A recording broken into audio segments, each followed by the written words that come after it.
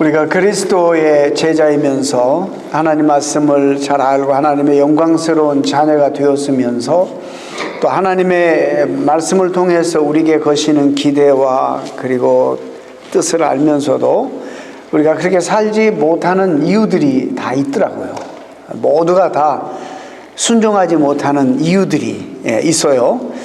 하나님 앞에 그것이 용납이 되든지 안 되든지, 그게 말이 되든 안 되든 다 우리 나름대로의 변명들과 이유들이 있습니다. 오늘 우리가 잘 아는, 세상 사람들도 너무나 잘 아는 선한 사마리아인의 비유를 통해서 우리가 함께 도대체 이 비유를 통해서 하나님이 드러내 보여주시기를 원하시는 하나님 나라의 속성이 무엇인지에 대해서 함께 좀 들어가 봤으면 좋겠습니다. 누가 내 이웃인가? 라는 율법사의 질문에 예수님은 그 유명한 오늘 본문인 선한 사마리아인의 비유를 가지고 대답하십니다. 여러분, 오늘 본문의 비유 자체만 보면 10장 30절로 37절입니다. 8절 말씀에 이 비유가 나오는데 언제나 말씀을 드렸죠. 이 비유만 뚝 떼가지고 어떤 성경의 한 교훈만 뚝 떼서 문맥을 살피지 않고 어떤 배경에서 이런 말씀을 하셨는지를 우리가 살피지 않으면 성경을 정말 오해할 수 있고 잘못 해석할 수 있다는 말씀을 여러 번 드렸습니다. 즉 율법사와 예수님 사이에서 벌이는 토론의 배경을 무시하고 곧바로 그 비유로 들어가 버리면 우리 주변에 있는 궁핍한 자를 도와주라는 그런 윤리적인 교훈이구나, 그런 의미의 수준으로 이것이 축소되어 버립니다. 과연 이 비유를 통해서 우리 주님께서 전하시려고 하시는 의도가 무엇인가? 여러분, 잘못하면 이 메시지가 심각하게 왜곡됩니다. 근데 저는 하나님의 나라의 관점에서 이 하나님 나라 속성이 이 비유 가운데 어떻게 숨겨져 있고 우리가 어떤 부분에서 생각의 변화가 있어야 될 것인지를 말씀을 통해서 한번 살펴보겠습니다. 율법사가 주님에게 찾아와서 묻습니다. 선생님, 내가 무엇을 하여야 영생을 얻겠습니까? 너무너무 중요한, 가장 중요한 질문이죠. 이 율법사에게 주님께서 율법에 대해서 뭐라고 율법이 기록하고 있느냐, 그 내용을 제대로 이해하느냐, 이렇게 묻습니다. 그러니까 율법 교사는 즉각적으로 신명기 6장 5절과 레위기 19장 18절 말씀을 인용하는데 결정적으로 중요한 말씀을, 정말 정확하게 율법의 내용을 담은 말씀을 인용합니다. 온 힘을 다하여 하나님을 사랑하고 이웃을 자기 몸처럼 사랑하는 것입니다. 율법의 이것이 총강령이에요. 하나님 사랑하고 이와 같으니, 전혀 이웃 사랑하는 것이 그만 못지않다는 거. 하나님 사랑한 것 못지않게 이웃을 내 몸과 같이 사랑하는 것이 성경 전체 율법이 우리에게 가르쳐주는 메시지입니다. 예수님께서 내 대답이 참 옳도다, 이를 행하라, 그러면 살리라, 이렇게 말씀합니다. 즉 이 말씀 속에는 네가 그것을 아는 거로만 그치지 말고 그건 부족하니까 그대로 네가 아는 대로 실천하면서 살아라, 이렇게 말씀하십니다. 율법사의 다음 질문이 이어집니다. 중요한 질문입니다. 그러면 하나님 사랑하는 것은 문제가 없고 아니까, 근데 내 이웃이 누굽니까? 이렇게 묻습니다. 이 저자가 이 질문이 순수하지 않고 있다는지, 순수하지 않은 질문이라는 걸 지적합니다. 뭐라고 지적하냐면 자기를 옳게 보이고 싶어서라고 이렇게 지적합니다. 자기 과시를 하려고 한 질문임을 폭로하죠. 여러분, 다른 사람들은 다 그냥 무엇을 먹을까, 마실까, 입을까, 여기에 올인하고 우리가 왜 왔는지, 이 땅에 뭘 위해서 살아야 되는지 아무것도 생각하지 않고 마치 짐승과 같이 동물처럼 그냥 생존만을 위해서 살다 가는 사람이 대부분인데, 그래도 저는 남달리 인생의 본질적인 질문을 고민하고 있는 거룩한 사람입니다 라고 이렇게 지금 과시하는 겁니다. 여러분, 유대인들에게 또 오늘날 우리들에게도 마찬가지겠지만, 여러분, 이웃이란 바로 옆집에 사는 사람, 우리가 자주 만나는 사람의 개념이 아닙니다. 여러분에게도 아마 그럴 겁니다. 여기서 말하는 이웃이 누구냐? 즉 다시 말해서 내가 상종할 수 있고, 내가 상대할 수 있고, 내가 마땅히 자비를 베풀 만한 가치가 있는 사람을 의미하는 것입니다. 이 말 안에는 내가 평생 내가 사는 동안에는 다시 말을 섞고 싶지 않은 사람도 있다는 거예요. 여기서 이웃이라는 것은 어떤 지리적이고 거리적인 간격을 그것을 말하는 게 아니라 내가 상종할 만한 사람, 내가 좀 시간을 내어서 자비를 베풀 만한 가치가 있는 사람이 이웃인데, 이런 생각을 가지고 질문하는 거예요. 이 사람은 혹시 이웃의 범주를 어떻게 얘기하는가? 우리가 어떤 면에서 굳게 지키고 있던 전통과 자랑을 이 사람은 어떻게 이 얘기를 할고, 이런 질문을 하는 거예요. 여러분, 그런 면에서 유대인에게 이웃이라는 그런 개념은, 동료는 유대인뿐이죠. 여러분, 유대인이라는 경계를 넘어서고 나면 나머지 모든 사람은 그들에게 이방인입니다. 이방인이 누구냐면 지옥의 땔감을 위해서 쓰려고 만든 사람들이 이방인들이에요. 적어도 유대인들의 개념은. 그러니까 자기들 아니면 남들은 하찮은 존재라 이겁니다. 유대인 이외에 이웃이 있다고 생각하지 않는 사람들이죠.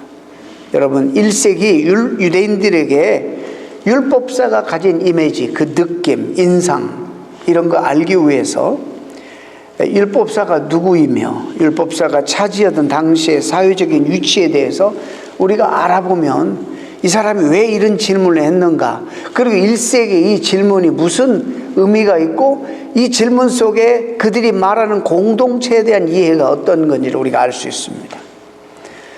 여러분, 역사를 다 설명할 수 없어요. 여러분 다 아시고, 시간 관계상 이스라엘이 건국이 되고 난 다음에 솔로몬 아들 이후에 나라가 분열됩니다.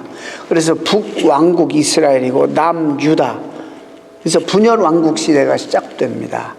하나님 앞에 신실하게 살지 못하고 죄를 짓고 계속 이방인의 백성으로, 빛으로, 그 제사장 나라로 그 나라를 불렀는데 신실치 못하니까 북이스라엘은 아수르에게 멸망당하고 722년 BC에 586년 BC에는 바벨론에게 남유다가 멸망당합니다. 그러고 난 다음에 이제 그 이후로는 포로 시대라고 그래야죠. 그래서 포로로 바벨론으로 끌려가서 역사를 지탱하고 하나님의 구속의 역사를 이끌 만한 정말 종족수들이 다 바벨론으로 끌려갑니다. 끌려가서 포로 생활하다가 또 그 바벨론이 멸망당하고 또 메데 바사에게 복속이 되고, 그래서 새로운 정책 때문에 포로로 끌려갔던 유대인들이 귀환하고 많이 돌아오고, 그 시대를 이제 예수님 전까지 시대를 우리가, 그 시대에는 이스라엘에게 특별히 어떤 왕이 없었던 시대예요. 아마 그 민족들이 돌아와서 회개도 했겠죠. 우리가 하나님 우리에게 주신 율법과 제사 제도를 너무나 우리가 제대로 지키지 못해서 하나님께서 그렇게 영광스럽게 지어서 봉헌했던 성전도 이방인들에게 불태우고 말발굽에 밟히도록 그렇게 허락하셨으니 우리가 다시 회복하자, 이런 운동들이 일어났습니다.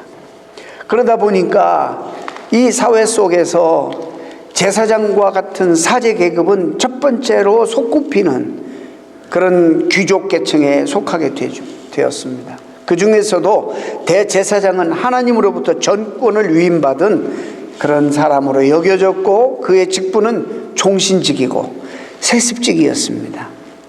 이런 사회적, 종교적 구조 속에서 사제 계급은 당연히 개인의 실력보다 혈통을 중심으로 유지되는 소수의 특권층이었습니다.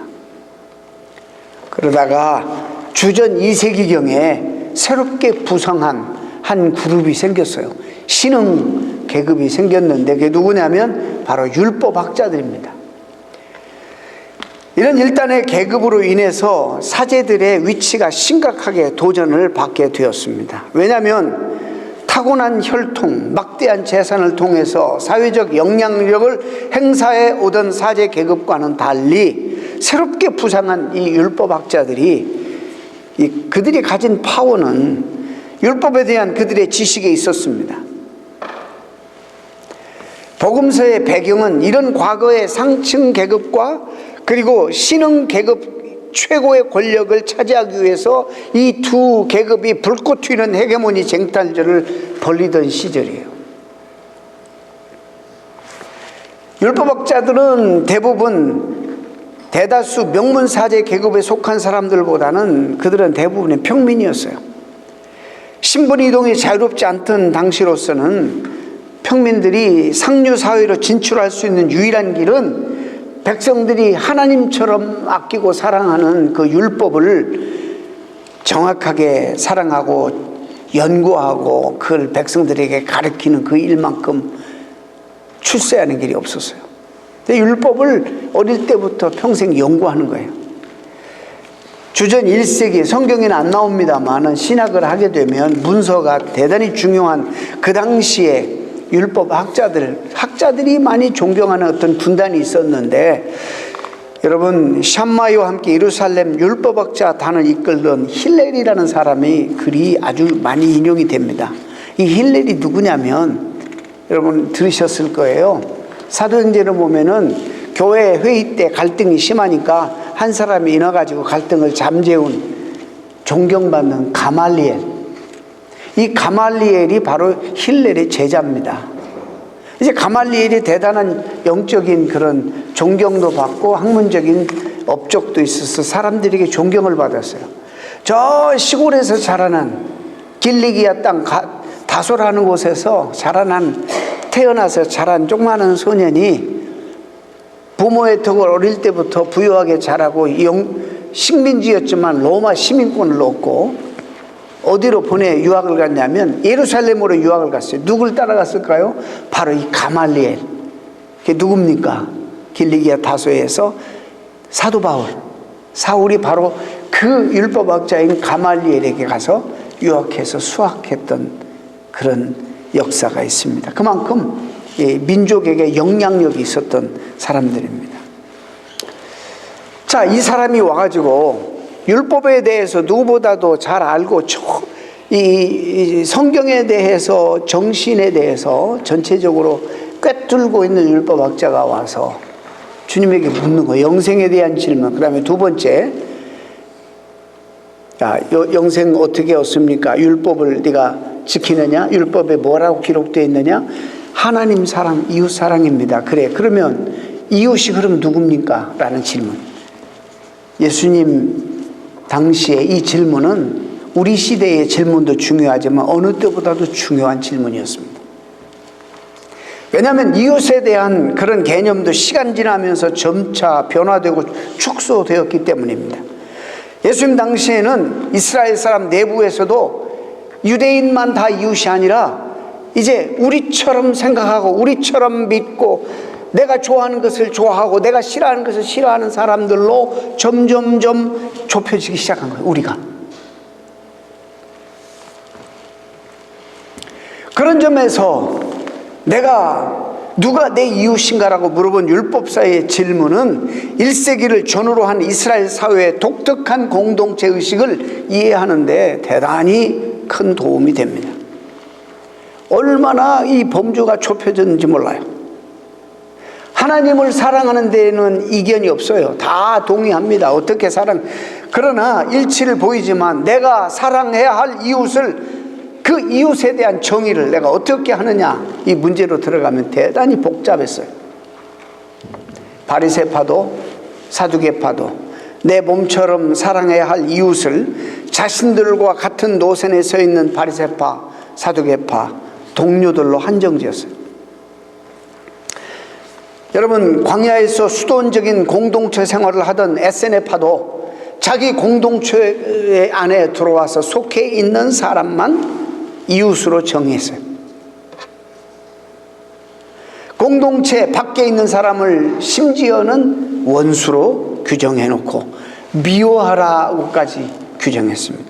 예수님이 산상수훈에서 너희가 그동안 어떻게 배웠느냐? 내 이웃을 사랑하고 내 원수를 미워하라고 배웠지? 그 말씀을 왜 하셨겠어요? 그러나 나는 너희들에게 다시 말한다. 원수를 사랑하라. 주님 말씀하셨어요. 구약에 저 율법에 원수 미워하라는 말씀이 거의 없어요. 자, 이 질문을 하면서 그 질문 속에는 실천할 의지도 없으면서 그저 남다른 고민을 하고 있다는 것처럼 자기 의의를 과시하고픈 율법사에 순수하지 않은 의도가 감춰져 있습니다. 예수님께서 내 대답이 옳다.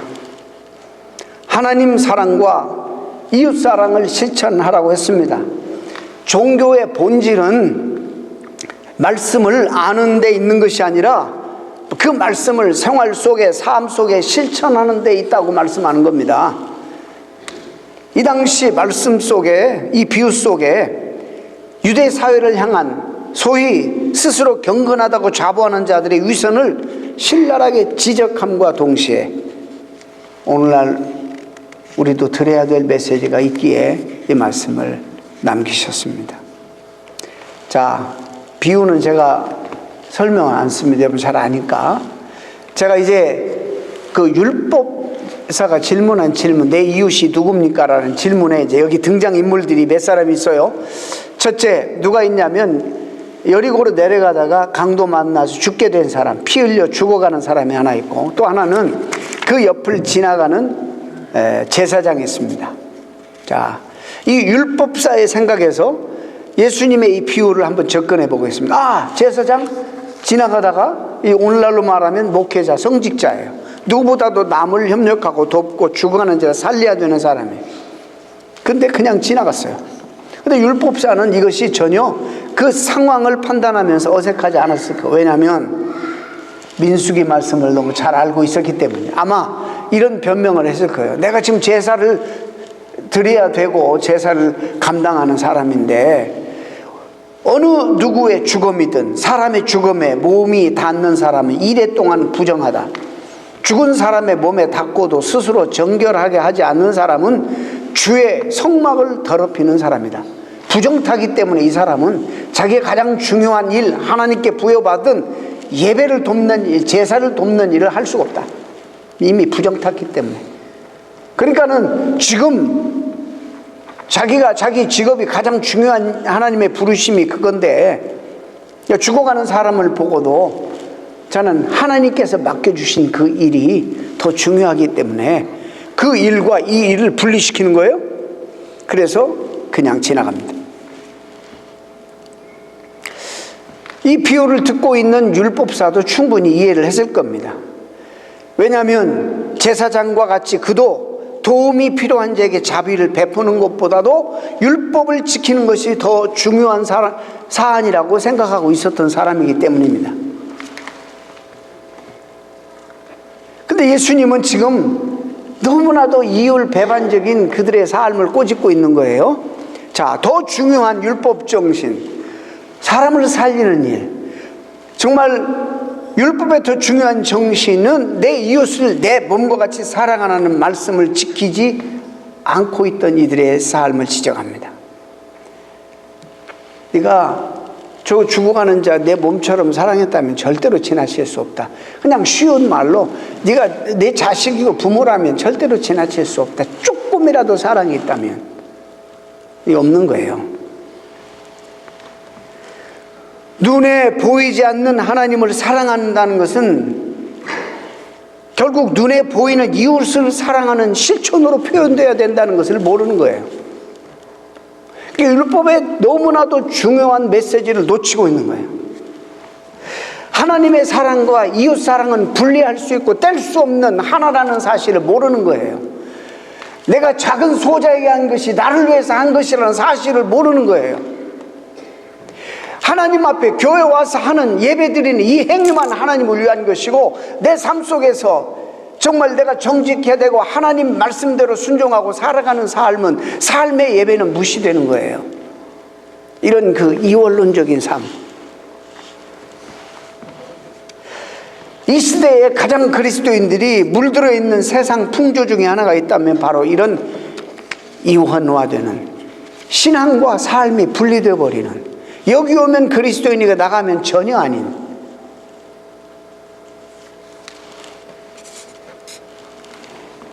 저는 제가 누구라고 말씀드릴 수는 없지만 어떤 장로님 통해서 목회하는 가운데 한번 만난 장로님 통해서 가게를 신방하는데 첫 마디가 저는 교회 일과 세상 일을 완전히 구분합니다 이렇게 말해서 기절할 뻔했어요. 나 무슨 말 하려고도 안 했는데 그 말부터 해서 내 입을 막아? 나는 어떻게 이렇게 근데 장로님이 됐을까 이런 생각, 충격을 먹었어요. 아주 젊을 때 더, 지금도 젊지만 너무 이건 정말로 아닌데 그런 생각을 했어요.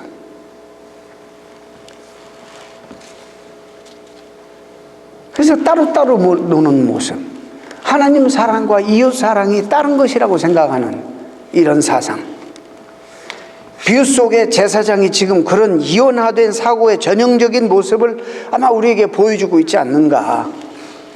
성경에 하나님께서는 교회 안과 교회 밖을 다른 것으로 구별하신 하나님이 아니라는 저는 생각합니다. 교회 안은 거룩하고 교회 밖은 속된 것이라는 말씀 주님 하지 않습니다. 오히려 우리의 교회 안과 밖의 모습이 일치하기를 원하십니다. 아마 어쩌면 우리 하나님이 기대하시는 것은 어쩌면 이 교회 안에서의 모습보다 교회 밖에서 우리가 살아가는 모습에 더 관심이 많으실 것 같다라는 생각이 들어요. 교회 안에서의 경건한 모습, 그리스도인 같은 모습을 보이기는 쉽습니다. 여기서는 다 그렇게 그런 태도를 하니까. 그러나 교회 밖에서 나와 이익관계가 전혀 없는 한 사람에게 내가 얼마나 친절을 베푸는지, 교인 아닌 다른 사람들과의 관계 속에서 내가 얼마나 그리스도인답게 친절을 베풀고 정직하게 살아가는지, 또 교회 밖에서 아무도 보지 않는 사람이, 보는 사람이 없을 때에 나는 어떤 모습으로 살아가고 있는지, 이것이 난 더 중요하지 않을까 생각해 봅니다. 우리 본문에 이런 제사장, 신앙과 삶이 분리된 이런 사람, 우리는 종교인이라고 부르지 그리스도의 제자라고 부르지 않습니다. 이런 오늘날에 이런 종교인들이 주변에 널려 있습니다.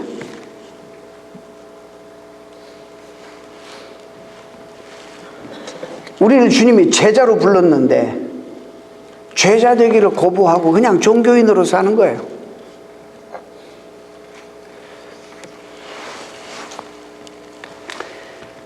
여러분, 제가 쉬운 개념으로 제자와 제자에 대해서 말씀드릴 때 아주 쉬운 개념이에요. 큰 주제지만은 내가 주님 때문에 대가 지불을 하고 있는가? 내가 불편해도 손해봐도 주님 때문에 내가 대가 지불을 하고 있는가? 어떤 대가라도 지불을 하고, 이런 것이 없으면 제자라고 말할 수가 없어요. 저는 이 두 번째 등장하는 인물이 그냥 이렇게 레위인인데, 이 레위인은 이스라엘 12지파 가운데 제사장 지파였습니다. 하나님의 성막과 그 제사를 맡은, 예배를 맡은 사람들입니다. 당시 하나님께 구별된 경건한 사람의 대명사로 여겨졌죠. 근데 이도 쓰러진 자를 보고, 죽어가는 자를 보고, 정말 절실하게 절박하게 필요를 보고 그냥 무시하고 지나갑니다. 왜 그랬을까? 왜 그랬을까? 아마 현실적인 이유를 찾는다면, 아유, 골치 아픈 일에 휘말리고 싶지 않았어. 내가 내 신앙 하나 지키기도 힘든데, 나 하나 건사하기도 힘든데 골치 아픈 일에 내가 휘말리고 싶지 않은 거예요. 그들은 참된 경건이라는 것은 과와 과부와 나그네를 돕는 것이라는 성경의 말씀을 너무나도 잘 알고 있는 사람이에요. 근데 이들이 가지고 있는 구별의식은 잘못된 구별의식이에요. 여러분, 로마서 12장에 하나님이 우리를 구별되게, 세상에 속하지 않고 세상에 있지만 구별되게 살아라고 말씀합니다. 세상을 본받지 말라고. 이걸 조금 잘못 해석하면요, 이런 게 나와요. 하나님이 우리를 세상으로부터 불러주어서 정말 하나님의 거룩한 백성의 무리로 만들어 주었는데, 이게 구별됐는데, 우리가 하나님께 속해 있는데 또 하나의 정말로 중요한 그 세상을 향해서 하나님 우리에게 맡겨주신 거룩한 사명이 있어요. 그렇기 때문에 우리는 세상을 향해서 구별됐지만 적극적으로 소통을 해야 돼요. 하나님 우리에게 맡겨주신 사명 때문에.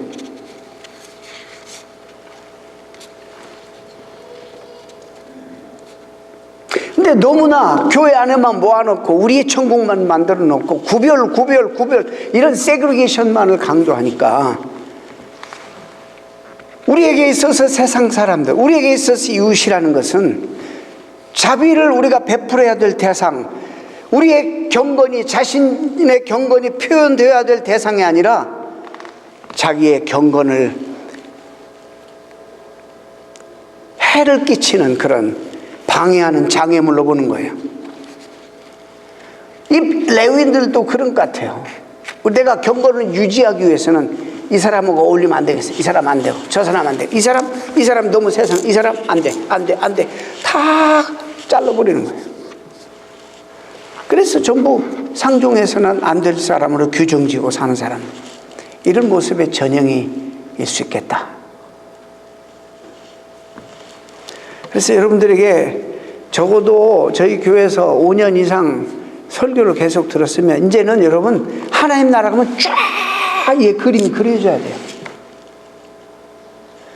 이게 안 그려지면 제가 심각하든지 아니면 여러분이 심각한 머리를 가지고 있는 거예요.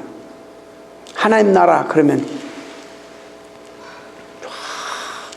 나와 내 가족, 우리 교회만 생각하는 이런 속 좁은 그런 컨셉에서 확 넓혀져야 돼요. 그래서 기독교 신앙을 이해함에 있어서 중요한 개념이 바로 하나님 나라 이해입니다. 하나님 나라의 시각이 없이 자꾸 세상 구별된 존재라는 사실, 그 사실 구별됐죠. 이것만을 강조하면, 그리고 세상엔 우리에게 맡겨주신 하나님과 동역하는 하나님의 거룩한 사역에 참여하는 이런 것들에 대한 시각이 없으면 오히려 그런 신앙을 우리에게 아주 배타심만 심어줘요. 이걸 부추겨가지고 잘못된 신앙관을 가질 수 있어요. 이민교회는 더 심할 수 있어요. 언어와 문화 장벽 때문에 얼마든지 우리끼리 모이는 것이 정당화돼요. 얼마나 힘들어요. 언어 장벽 때문에, 문화 장벽 때문에. 소수민족으로 살아가는 것이 얼마나 한스럽고 서러워요. 스트레스 많이 받죠. 이런 것들이 열등의식과 배타심으로부터 스스로를 보호해주는 컴포트 존이에요. 교회가. 그거 있어요. 그런 기능이. 그러나 거기에서 그게 전부면 정말로 심각한 거예요.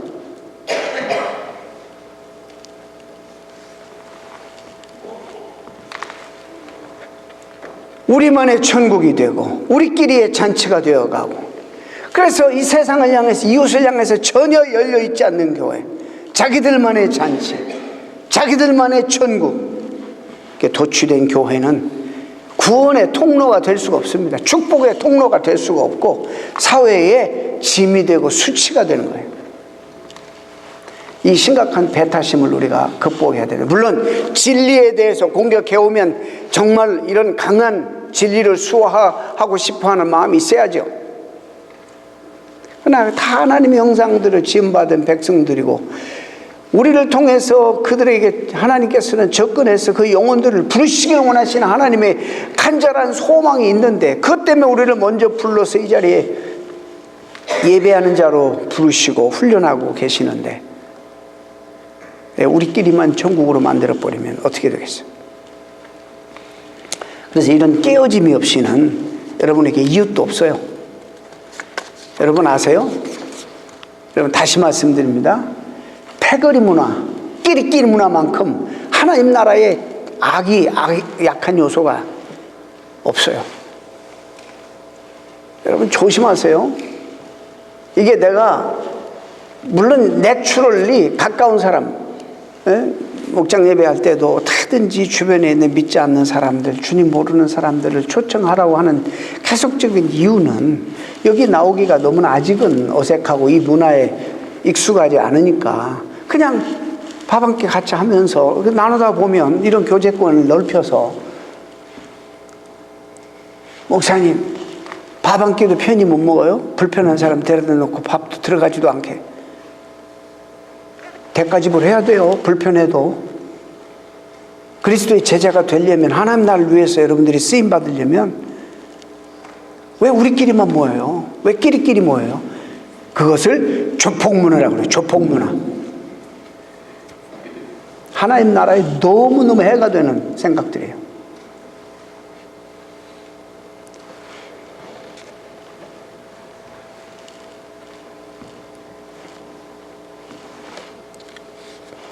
하나님 나라의 가장 큰 적이 그런 생각입니다. 그러니까 우리끼리 아무리 모여본들, 여러분 교회 중심의 삶을 살아야죠. 맞습니다. 옳은 태도예요.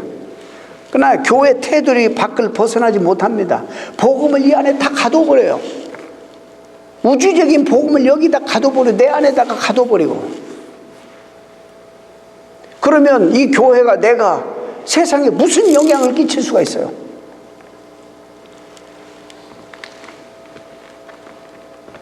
이런 껍질을 깨고 우리가 나와야 됩니다. 이런 깨어짐이 없이는 우리는 평생 이웃이 없습니다. 세 번째 등장인물은 사마리아인입니다.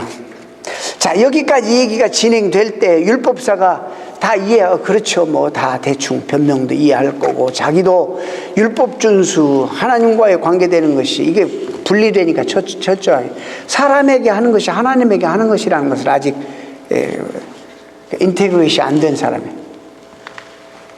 이 표정이 이제, 근데 갑자기 사마리아인이 등장하네. 듣기만 해도 막 알레르기 현상이나 듣기만 해도 기분이 불쾌해지는 사마리아 사람의 얘기가 나오는 거예요. 사마리아 사람들이 누굽니까?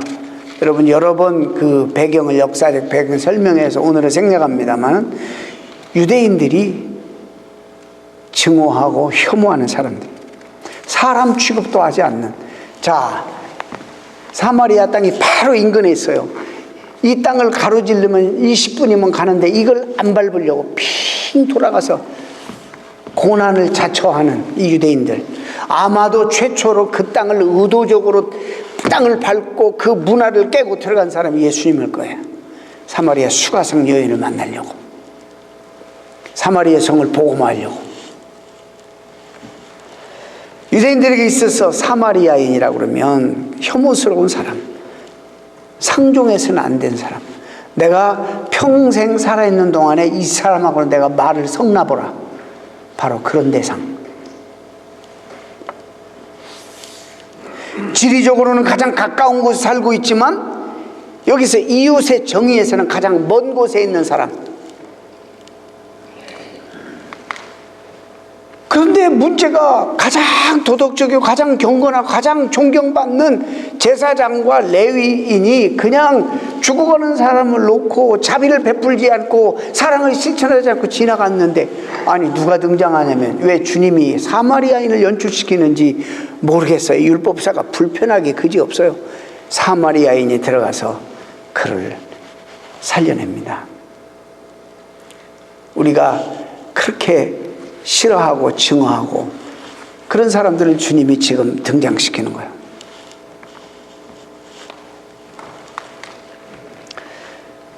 여러분들에게도 있을 겁니다. 우리가 마음속에 담을 쌓고 살았던 사람, 앞으로도 그럴 거야 하고 이 결심을 늘 굳히고 살아가는 사람, 아니면 사회적인 약자, 주류에서 벗어난 사람, 주변 인물들,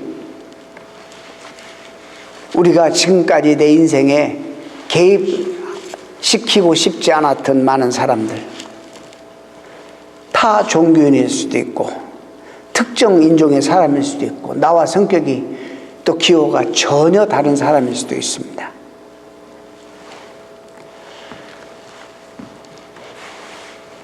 주님의 마지막 질문이 이제 나옵니다.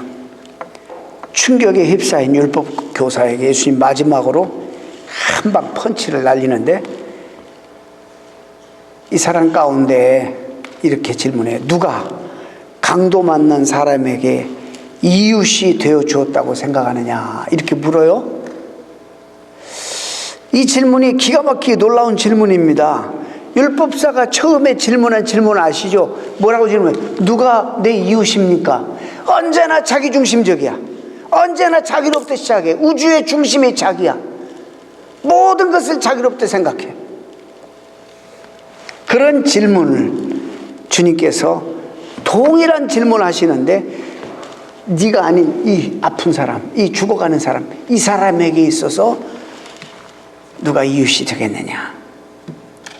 여러분, 비교가 되십니까? 이 두 질문이 중요한 의미가 담겨 있어요. 율법사는 언제나 자기 중심이에요.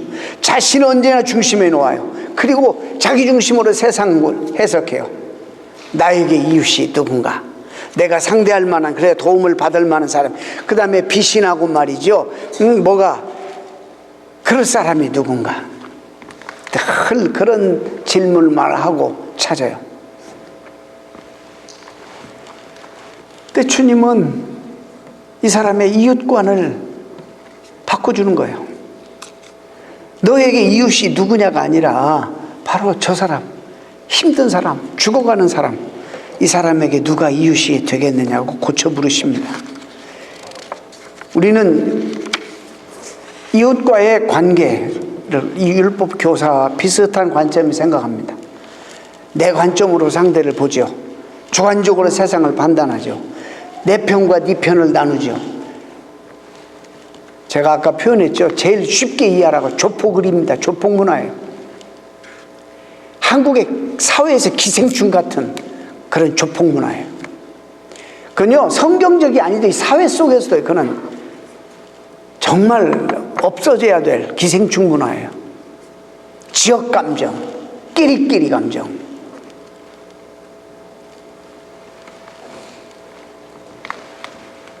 이것이 어느새 우리 민족의 숙명이 되어버렸어요. 너무 자연스럽게 되어버렸어요. 우리 편이 아닌 대상은 무시해버리든지 부정해버립니다. 배척합니다. 이런 삶의 태도가 사회 전반뿐만 아니라 일상에도 뿌리박혀 있어요. 이거 깨지 않으면 하나님 나라를 못 보는 거예요. 하나님 나라를 보려면 이거 깨야 돼요. 대가지불을 해야 돼요. 불편해도 이거 깨야 돼요.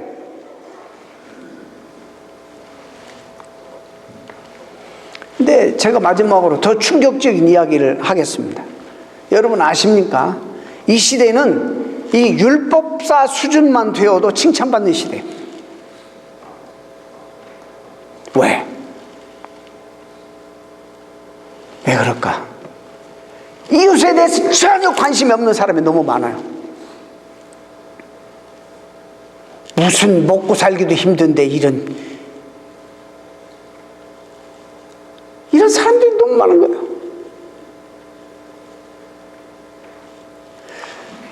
여러분, 그러나 이 율법사는 적어도 자기가 실천은 못해도 이웃에 대한 관심이 그 생각 바탕에 깔려 있어요. 율법을 알기 때문에 실천을 못해도 부담이 있어요. 이런 부담도 없는 사람이 대부분이요, 오늘날에. 제가 너무 심하게 말합니까? 유대 민족이 주변 막강한 제국 틈바구니에 생존할 수 있었던 가장 큰 이유 중에 하나는 내부 결속이에요. 그들끼리 잘 모이는 병든 그런 사상이지만은, 그런데요, 그 안에서도 정말 파지티브한 것이 참 많아요. 율법을 통해서 가난한 자를 돌봤어요. 고아들, 그 사회가 책임졌다는 거예요. 율법, 싫든 좋든 율법 준수를 하면서 관심을 가지고 케어했다는 거예요. 오늘날에는 어떤지 아세요? 어떻게 해다 얻은 거 이거 뺏기지 않으려고, 나도 모르게 새어나가지 않게 하려고, 이거 지키려고 발부둥 치고 이웃을 볼 여유가 어디 있어요? 나도 모르게 이게 조금이라도 새어나가서 남들과 나누어질까봐 안절부절 못하는 사람들이 얼마나 많아요.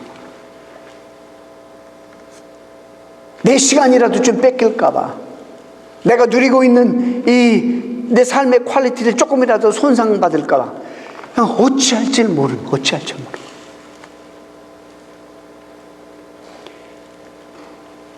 의도적으로 주님이 원하시기 때문에 조금이라도 내가 불편하지만 한 발을 내딛고 한 발을 순종하는 이런 삶이 없어요. 많은 성도들 가운데.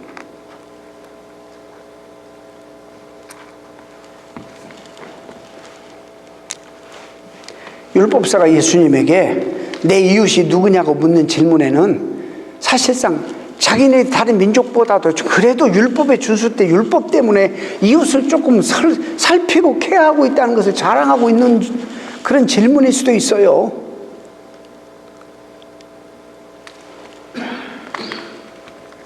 그 정도라도 이웃에 대해서 관심을 갖고 사랑을 실천하면서 살면 여러분 인정받아요, 이 세상에. 그 정도만이라도. 근데 우리 하나님의 기대는 이게 저 비판하는 거예요. 이건 하나님 사랑하는 거 아니라는 거예요. 그렇게 율법 준수에 철저한 사람들도 말씀을 따르면서도 어떤 대상은 할 수가 없었어요. 전혀 아니라는 거예요. 그게 누구냐면 사마리아예요.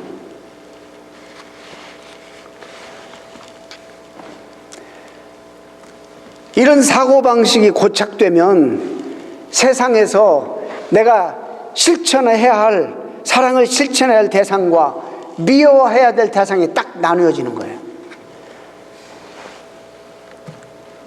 그런 생각을 주님 보시고 꿰뚫어 보시고 율법사에게 내 생각을 근본적으로 바꾸라고 말씀하시는 거예요. 내 이웃이 누군가 고르지 말고 네가 이웃이 되라, 이렇게 말씀하는 거예요. 왜 너 중심적으로 나에게 누가 좋은 이웃이 돼? 이러지 말고 네 스스로가 누구에게 좋은 이웃이 되어줄까? 이걸 가지고 고민하면서 사는 정도까지 수준이 올라가야 된다는 거예요.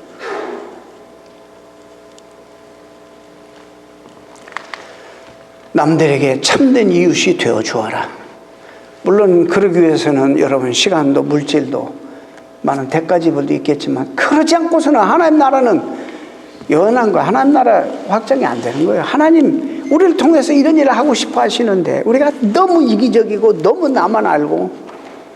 제가 너무 고마운 것은 이런 설교를 듣고 가르침을 듣고 우리 교회 어떤 분이 목사님 제가 기도가 힘들어졌어요. 그래요. 기도가 힘들어졌대. 왜? 지금까지 기도 생활이 전부 다 내 가정, 내 자녀, 내 사업 이걸 범주를 절대 못 벗어나는 거예요. 근데 하나님 나라에 대해서 눈이 조금씩 열리고 그러다 보니까는 기도 생활이 힘들어지는 거예요. 내가 그동안 했던 기도 생활이 너무 잘못됐다는 거 하는 거예요. 어느 정도 이 기간이 지나면 이것이 트랜지션이라고 봐요. 성숙한 자로서의 하나님 나라를 위해서 꿈을 꾸고 기도하게 될 줄로 믿습니다. 이런 변화가 우리 가운데 일어나야 돼요. 일용할 양식을 위해서 당연히 기도해야 돼요. 내 자녀와 내 가정과 나를 위해서 당연히 기도해야 되지만 그러나 우리가 또 하나님에게 맡겨진 일들이 있어요. 우리가 그렇게 적은 사람들이 아니에요. 우리에게 온 복음, 우리 주님이 그렇게 작고 내 안에 갇힐 복음이 아니란 말이에요. 이게 우주적인 복음이에요. 세상을 품는 복음이고.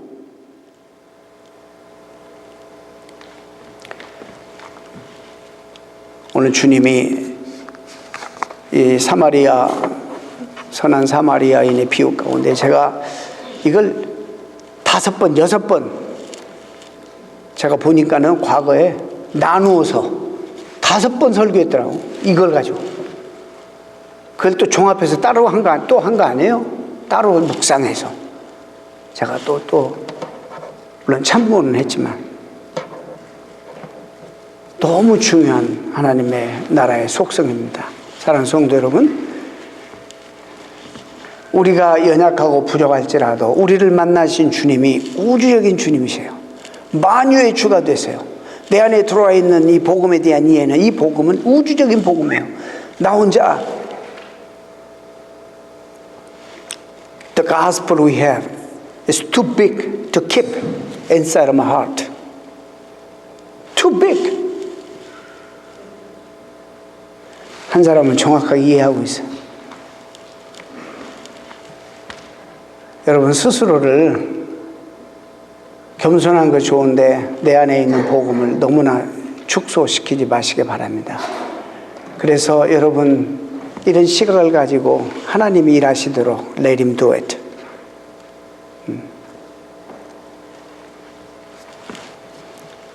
Let him use your time and energy and everything for his kingdom's sake. 기도하겠습니다.